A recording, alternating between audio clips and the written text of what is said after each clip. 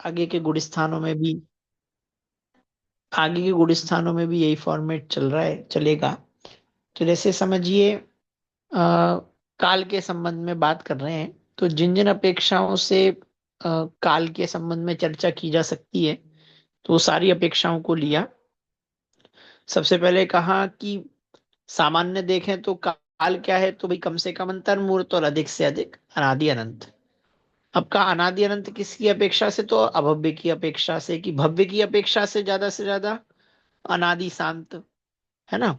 अब नाना भव्य जीवों की अपेक्षा से, लेकिन अनादि शांत नहीं, नाना भव्य जीवों की अपेक्षा से अनादि अनंत। ठीक है। फिर कहा कि कोई सादी मिथ्या दृष्टि जीव है। सादी मिथ्या दृष्टि जीव मतलब समझ में आता है, क्यों सादी मिथ्या दृष्टि जीव मतलब ऋषभ जी, जिसकी शादी हो गई है।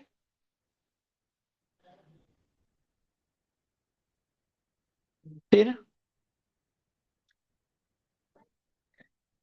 भाई बुंदेलखंड वालों के लिए तो शक्कर वाला शाह और सड़क वाला सा, तो वो अंतर खत्म हो जाता है बहुत बार। मैं ही बहुत बार शक्कर वाले शाह के लिए वो सड़क वाला सा का ही प्रयोग करते हैं। तो फिर वो आ, शादी के लिए भी शादी, तो शादी मतलब वही ना कि शादी में इसकी शादी हो गई है। बहुत टाइम तक मिथ्या दृष्टि रहने वाली। तो वो तो अनादि होगा मेरे हिसाब से, तो भाई अनादि बोले तो समझ में आए कि अनंत काल से, कोई आदि ही नहीं है इतने समय से वो।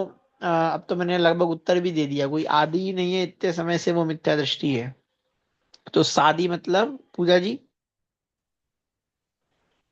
जो बहुत टाइम तक जिसका संख्यात है यानी समय। शादी मतलब स आदि, आदि सहित, कि मिथ्या तो उसका अभी प्रारंभ हुआ है। कि कैसे, कि एक बार सम्यक दृष्टि हो गया, फिर सम्यक दृष्टि होने के बाद पुनः मिथ्या दृष्टि हुआ, तो उसे हम कहेंगे सादी मिथ्या दृष्टि। जो कभी सम्यक दृष्टि हुआ ही नहीं, तो वो तो अनादिकाल से मिथ्या दृष्टि है। लेकिन जो कभी सम्यक दृष्टि हुआ फिर पुनः मिथ्यात्व भूमिका में चला गया, तो उसे कहा जाएगा सादी मिथ्या दृष्टि जी। तो आपने एक बात सुनी होगी पहले भी, कि जिस जीव को एक बार भी अगर सम्यक दर्शन हो गया है, तो उस जीव का उत्कृष्ट काल संसार में रहने का कितना है, किंचित न्यून अर्ध पुद्गल परावर्तन। किंचित न्यून अर्ध पुद्गल परावर्तन के अंदर अंदर वो जीव निश्चित रूप से अ, मोक्ष जाएगा ही जाएगा, है ना। तो सादी मिथ्या दृष्टि जीव रहने का काल उसका कितना है, किंचित न्यून अर्ध पुद्गल परावर्तन, है ना। ठीक है, स्पष्ट है।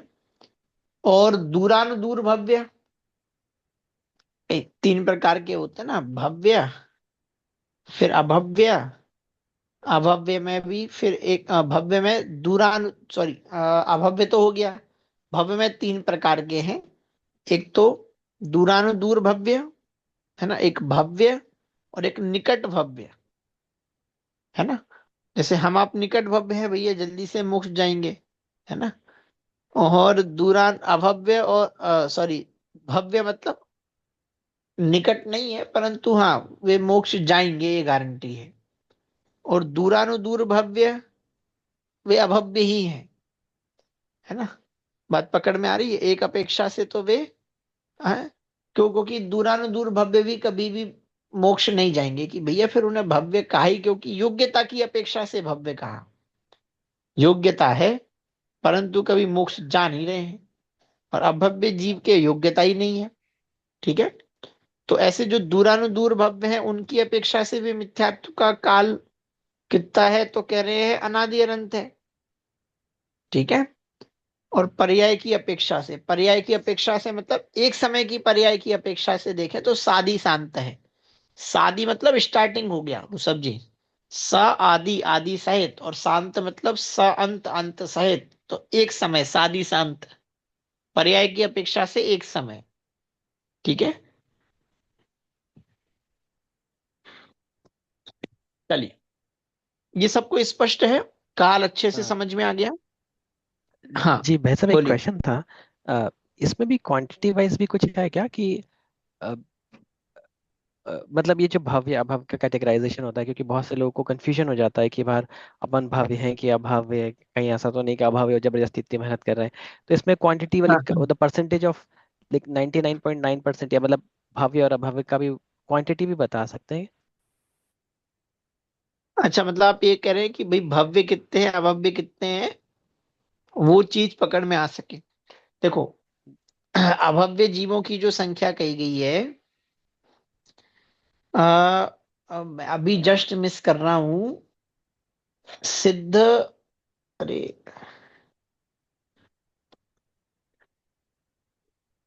ऊपर है मतलब, अरे, एक सेकेंड।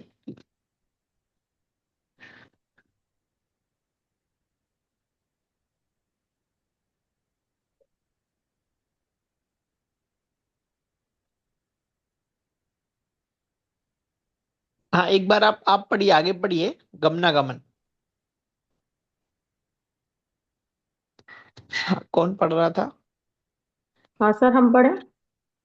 हाँ हाँ, पढ़िए, कंटिन्यू करिए। एक सेकंड। गमनागमन, यहाँ से ऊपर चौथे, पांचवें या सातवें गुणस्थान में गमन होता है, तथा सम्यक मिथ्यात् मिश्र मोहिनीय कर्म की सत्ता सहित सादी मिथ्या दृष्टि जीव का तीसरे गुणस्थान में भी गमन होता है। छठवें, पांचवें, चौथे या तीसरे दूसरे गुण स्थान से मिथ्यात् गुणस्थान में आगमन हो सकता है। सासाधन वाले का आगमन मिथ्यात् में ही होता है। विशेषताएं: पहली, एकेंद्रिय से असंगी पचेंद्रिय पर्यंत तथा लब्धि पर्याप्तक सम्मूर्छन मनुष्य आदि जीव मिथ्यात्वी ही होते हैं। दूसरी है, इस गुणस्थानवर्ती सभी जीव बहिरात्मा ही हैं। तीसरा है, गुदेव कुदेव कुगुरु कुशास्त्र के सभी उपासक मिथ्या दृष्टि ही होते हैं।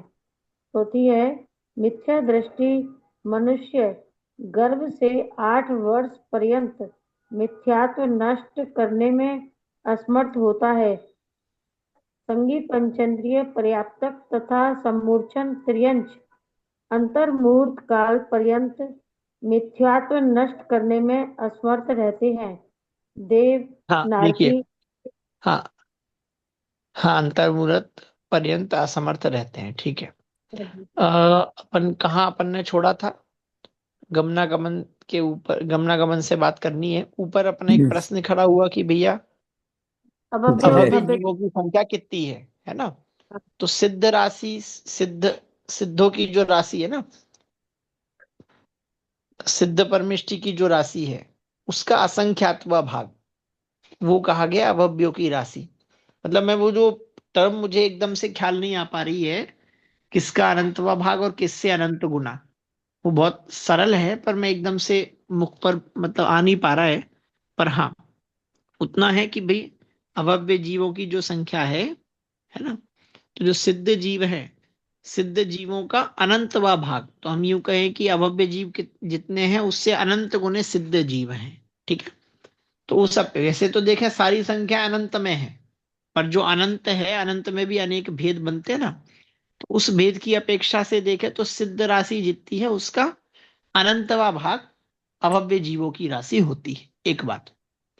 अब प्रश्न का जो मतलब उद्देश्य था वो दूसरा था, वो सिर्फ संख्या जानना नहीं था। वो प्रश्न का उद्देश्य ये था कि भैया हम आइडेंटिफाई तो संख्या के आधार से आइडेंटिफाई कर पाने, वो संभव नहीं है। इस संख्या तो अनंतों में ही है ना।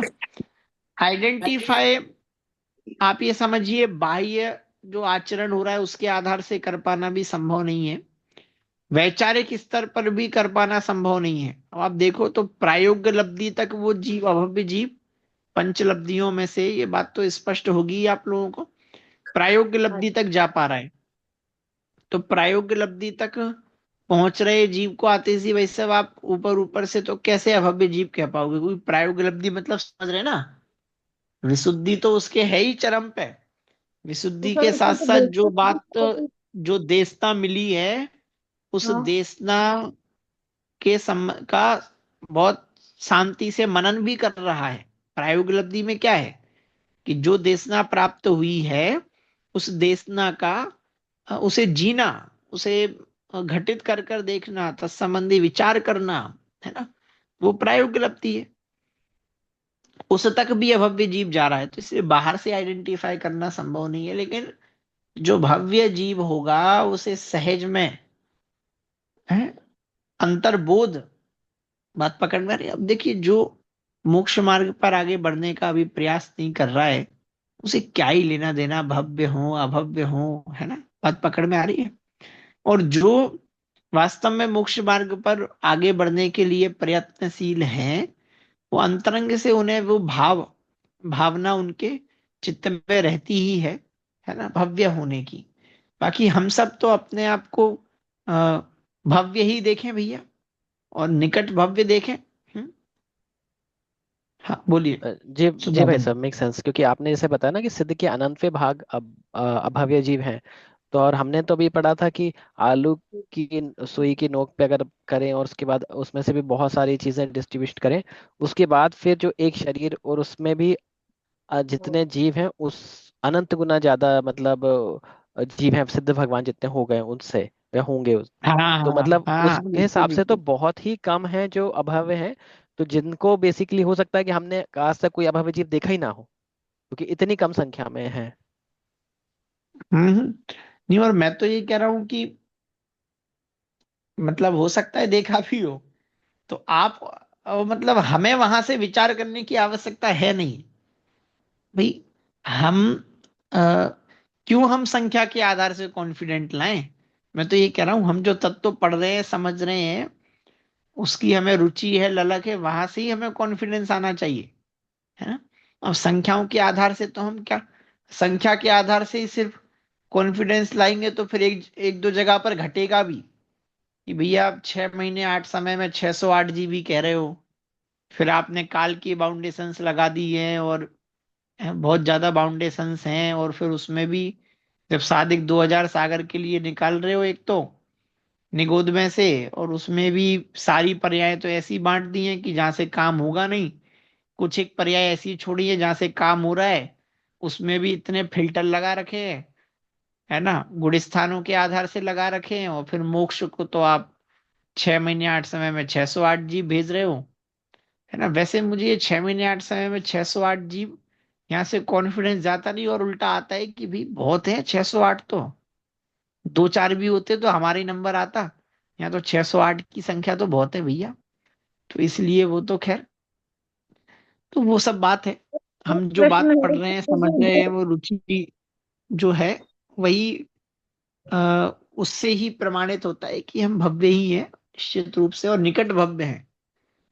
हाँ जी बोलिए, मैं ये कुछ कह कहना रहे चाह थे? रही थी, जो हित हाँ अहित हाँ। का विचार रखते हैं उनको भव्य कहेंगे या अभव्य कहेंगे?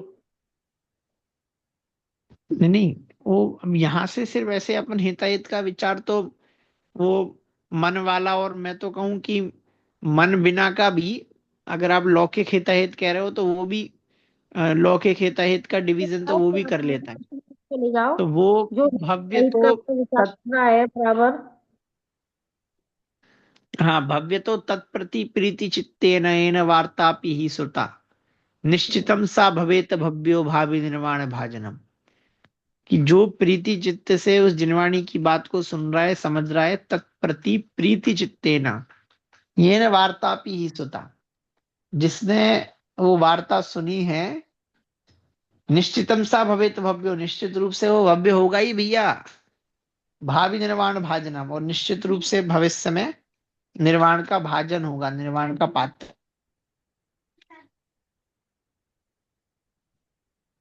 ठीक है, स्पष्ट है? हाँ जी।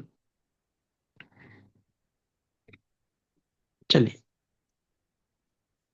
हाँ अब अपन वहां से आगे बढ़े, गमनागमन पर आए। तो गमनागमन में हमने देखा कि चौथे में, पांचवे में, सातवें में, ये स्पष्ट है ना, आपको इसमें डाउट है नहीं भाई? चौथे में कैसे जा रहे हैं तो पता ही है, सम्यक दर्शन हो गया।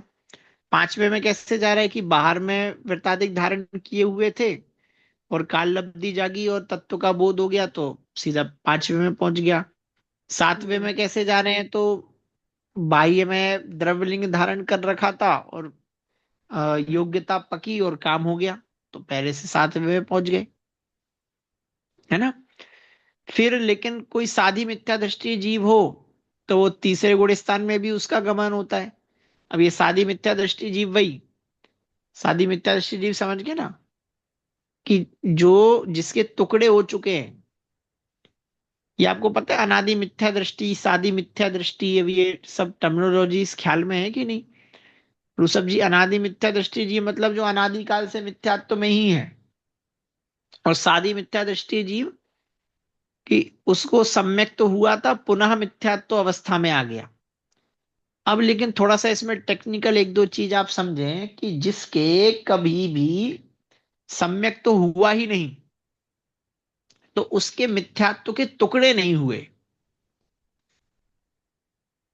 मिथ्यात्व के टुकड़े, अब ये कैसे प्रोसेस में आपको बताऊं? हाँ हाँ, आपको ध्यान हो तो मैंने आपको एक बात समझाई थी, जब उपसम भाव मैंने आपको समझाया था, तो उपसम भाव वाले चार्ट में मैंने आपको ये बात कही थी कि वो जो अ, अनिव्यक्तीकरण के जो परिणाम हैं वो उस कर्म को आगे फेंक रहे हैं। फिर ज्योति जी के प्रश्न के उत्तर में मैंने आपको एक बात भी बताई थी, कि वहां जो जगह खाली हो रही, ख्याल में आ गया ना आप लोगों को? तो वो जो हाँ जगह जी। खाली कर रहे हैं, जो कर्म ऊपर भेजते हैं, वो टुकड़े करते हुए भेजा है। दर्शन मोहनीय का ही अंतरकरण रूप उपसम होता है, ये बात ख्याल में है। प्रशस्त उपसम दर्शन मोहनीय का ही होता है, चारित्र मोहनीय का तो अप्रशस्त उपसम ही होता है। तो जब वो जीव जगह खाली कर रहा है, कर्म को ऊपर फेंक रहा है, तो वहां पर वह दर्शन मोहनीय को के तीन टुकड़े करता है: मिथ्यात्व, सम्यक मिथ्यात्व और सम्यक प्रकृति। बात पकड़ में आ रही है? पर वो जगह खाली कौन करेगा? जिसको सम्यक दर्शन हुआ है। भाई, तीन टुकड़े किसके हुए? जिसके सम्यक दर्शन हुए, क्योंकि वो जगह खाली करते हुए तीन टुकड़े किए ना। तो जगह खाली तो उसकी होगी ना जिसके सम्यक दर्शन हुआ, जो सादी मिथ्या दृष्टि जीव है। तो अनादि मिथ्या दृष्टि जीव के मिथ्यात्व का टुकड़ा ही नहीं हुआ। सादी मिथ्या दृष्टि जीव जो है, उसके मिथ्यात्व के टुकड़े हो चुके हैं। तो अब उसमें से यहां जो लिखा ना, कि भैया सादी मिथ्या दृष्टि जो जीव है, तीसरे गुण स्थान में भी उसका गमन हो जाता है। तो कैसे हो जाता है? कि टुकड़े हो चुके थे, अब उसमें से एक सम्यक प्रकृति का, सम्यक मिथ्यात्व प्रकृति का उदय आ गया, तो उस जीव का तीसरा गुण स्थान हो जाता है। समझे? समझाणु काई? किसी को पहले एक बार सम्यक्त हुआ, तो उसने मोहनीय को ऊपर फेंका, तो तीन टुकड़े करते हुए फेंका, हाँ। है ना, और वो सम्यक्त अवस्था में पहुंचा। अब देखो, आप इसको ऐसे समझो, मैं एक बार थोड़ा सा इसको व्यवस्थित समझा देता हूं। इसमें स्क्रीन शेयर होस्ट अकेला ही कर सकता है, कोई बात नहीं, ऐसे ही समझ लो भैया, वरना वो रिकॉर्डिंग वहां से रुक जाएगी, आप मुझे होस्ट बनाओगे तो। हमने वो चार्ट बनाया था, वो आपको पिक्चराइज में आ रहा है। फिर हमने वो ऐसे एरो करके टुकड़े ऊपर फेंके थे, ठीक है, और वो जगह खाली की थी। अब वो जगह खाली होने के बाद जब वो जीव वापस से, उसका टाइम पूरा हुआ, तो अब क्या होगा? कि तीन टुकड़े थे ना, तो उसमें से यदि मिथ्यात्व का उदय आ जाएगा तो पहले गुण स्थान में आ जाएगा। भाई औपसमिक सम्यक दृष्टि है, इसको जगह खाली मिली थी, वो औपसमिक सम्यक दृष्टि है। औपसमिक सम्यक दर्शन का काल कितना है? अंतर्मूर्त है। अंतर्मूर्त के बाद वो कहीं ना कहीं तो वापस से अब सम्यक्त अवस्था से हटेगा ना। तो सम्यक्त अवस्था से हटके कहाँ जाएगा? इसका डिसाइड ऐसे होगा कि वो जो जगह खाली करते हुए जो टुकड़े फेंके थे, तीन टुकड़े करे थे मोहनीय के, उसमें से मिथ्यात्व का उदय आ जाएगा, तो वो पहले गुण स्थान में चला जाएगा। सम्यक मिथ्यात्व का उदय आएगा तो तीसरे गुण स्थान में जाएगा। और सम्यक तो प्रकृति का उदय आएगा, तो वो जो औपसमिक सम्यक दृष्टि है, वही छाया उपसमिक सम्यक दृष्टि होगा। ये हिसाब है। अब तो आप लोगों को वहां से अच्छे से पकड़ में आ रहा होगा क्या समझ रहे थे हम। तो वहां से आपको ये कॉन्सेप्ट समझ में आएगा, ये वाला पॉइंट, कि कैसे वो जो गुणस्थान चौथे, क्या बोलते हैं, चौथे गुणस्थान वाला जीव है, वो कैसे तीसरे गुणस्थान में जाता है। ठीक है भैया, स्पष्ट है? हाँ।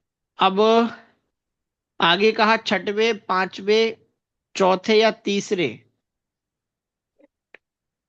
दूसरे गुण स्थान से मिथ्यात्व गुण स्थान में आगमन तो छठवें से भी आता है। छठवां नीचे गिरने का है, छठवें से भी पहले में आ सकता है, पांचवें से भी से आ सकता है, चौथे से भी आ सकता है, तीसरे से भी आ सकता है ना, और दूसरे से भी आ सकता है। तो आने की मतलब देखो ये भैया विडंबना है, पहले गुण स्थान से जाने की व्यवस्थाएं कम है, आने के लिए सब जगह से द्वार खुले हुए हैं। मिथ्यात्व में आने के द्वार हर जगह से खुले हैं भैया, सावधान रहने की बहुत आवश्यकता है। चलिए, तो ये बात है। तो ये गमनागमन वाला पॉइंट हुआ। फिर अब कुछ बातें आगे विशेषताओं में है, जिनके संबंध में अपन आगे चर्चा करेंगे।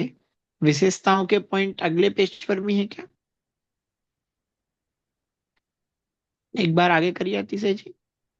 अच्छा, तो हम भाई साहब मुझे एक अगर इसमें क्वेश्चन था। सबको, वो अपन ने लिखा था हाँ ना, एक इंद्रिय से लेके तो असंगी पर्याप्त तक था। वो एक इंद्रिय से असंगी पंचेंद्रिय पर्याप्त तथा लब्धि अपर्याप्त, लब्धि पर्याप्त, ये लब्धि पर्याप्त है कि लब्धि अपर्याप्त लिखा है?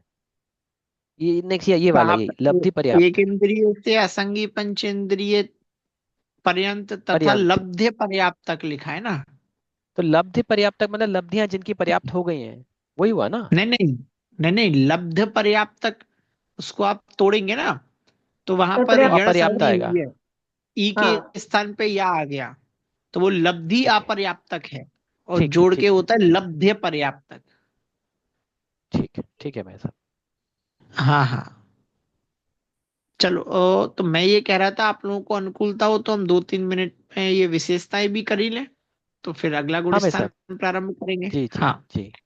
देखिए, एक इंद्रिय से असंगी पंचेंद्रिय, ठीक है, और जो लब्धा पर्याप्त तक है, मतलब लब्धा पर्याप्त तक मतलब समझ रहे हैं? सम्मूर्छन जीव वगैरह, हम्म जिनकी आयु एक एक श्वास में 8-10 बार, जो आपने सुना है ना, वो निगोदिया, सभी निगोदिया जीवों की नहीं है, वो तो स्थूल कथन कर दिया।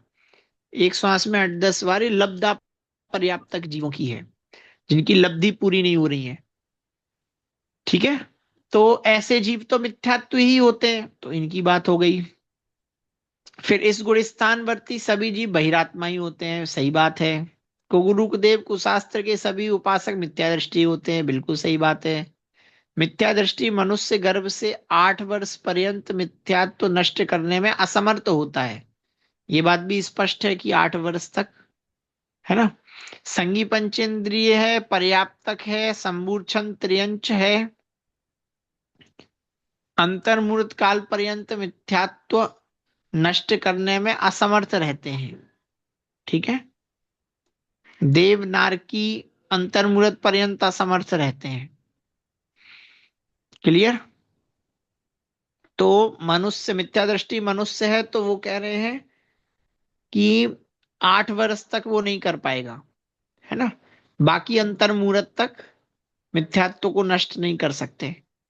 फिर एक प्रश्न उठाया, मिथ्यात्व गुणस्थानवर्ती साधक किस साधना द्वारा अविरत सम्यक तो आदि उपरिम गुणस्थानों को प्राप्त होता है? तो स्वपर भेद विज्ञान पूर्वक जब वह अपने निज उस शुद्धात्मा का आश्रय लेता है, तो उसका आश्रय लेने रूप जो महान पुरुषार्थ है, उससे जो दर्शन मोहनी आदि कर्म है, उनका उपशम क्षय क्षय उपशम होता है, या जनरल कहा अभाव होता है, तब उस जीव को सम्यक्त्व की प्राप्ति होती है, और वह जीव मिथ्यात्व गुणस्थान वर्ती साधक उपरिम गुणस्थानों को प्राप्त करते हैं। तो ये अपना पहले गुणस्थान संबंधी बात हुई है। आगे के गुणस्थानों के संबंध में अपन अगले सप्ताह चर्चा करेंगे। अच्छा, आप लोगों को बाद में ऐसे आगे पीछे होना पड़ता है, मैं अभी से एक बार आपको सूचना दे देता हूँ। 22 तारीख से 25 तारीख तक इधर राष्ट्रीय शोध पत्र कार्यशाला है, तो वो भी मैं ही अभी आयोजन कर रहा था उसका। तो 25 तारीख को, थर्सडे, फ्राइडे, फ्राइडे रहेगा 25 थर्सडे, थर्सडे की में सर। हमारी, अच्छा थर्सडे रहेगा, हाँ। तो 26 फ्राइडे को हमारी कक्षा रहेगी, तो एक बार अभी से आपको सूचित कर दे, क्योंकि मुझे भी थोड़ा सा वो आप लोग जुड़ते हैं, फिर ना हो पाए तो थोड़ा सा ऐसे विकल्प बना रहता है। तो पहले से ही अपन एक बार सूचित कर दें सुजातम जी भाई साहब कि जो हमारी जी थर्सडे भैया। वाली क्लास है वो फ्राइडे को होगी। तो सब उस हिसाब से पहले से ही मानस बनाकर रखेंगे। चलिए। और उस दिन ही आपका गर्दन मूल्यांकन तो आपका फिर है ही फिक्स। तो अभी हम अन्य किसी को नहीं दे रहे हैं। चलिए। अनंत धर्मणस्तत्त्वं पश्यन्ति प्रत्यगात्मनः अनेकान्तमयी मूर्तिर्नित्यमेव प्रकाशताम्। बोलिए द्वादश संगमय जिनवाणी माता की जय हो। सभी को सादर जय। सभी को जय जिनेन्द्र। जय जिनेन्द्र जय सभी को। भैया। जय जिनेन्द्र सभी। जय जनी।